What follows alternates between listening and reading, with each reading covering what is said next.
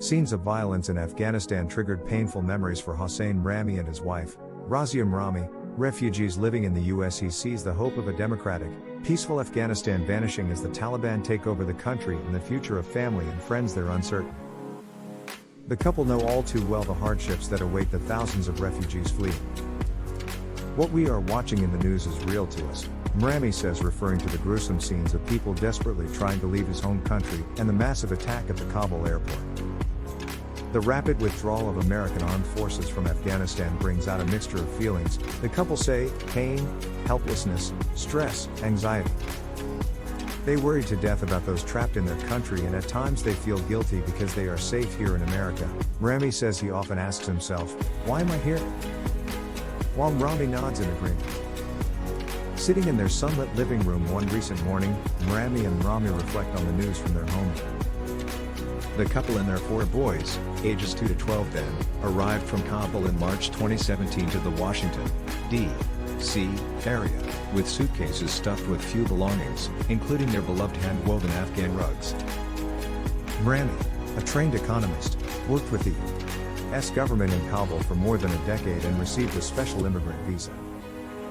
He feared for his family's safety, he says, not only because of the work he did, but because the family is Hazara Shia, a minority ethnic group that's been highly persecuted by the Taliban. After these past 4 years in the U.S., the family is doing well. Rami, 42, is studying for a business degree at a local college, and she has learned to drive. The boys are thriving and the family has moved from a small cramped apartment to a bigger, more comfortable place.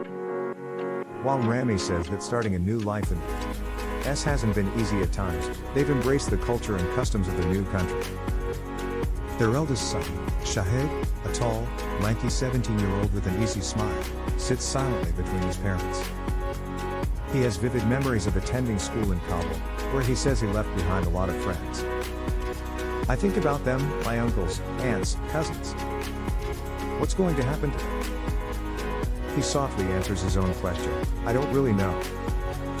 Last month President Biden announced that U.S. and NATO allied troops would leave Afghanistan by August 31st, and the withdrawal proceeded.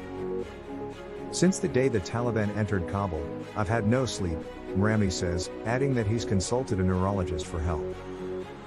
While he speaks, he alternates between holding his phone to keep an eye on the news and caressing a tasbih or prayer beads in his hand. "It helps me relax and focus," he says.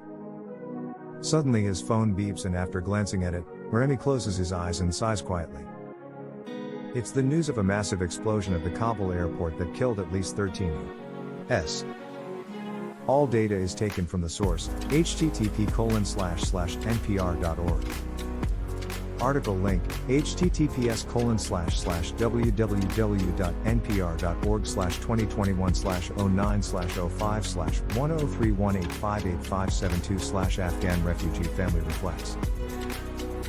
#Rami, #news latest, #world news today, #news world now, #news today in BC, #news today headlines,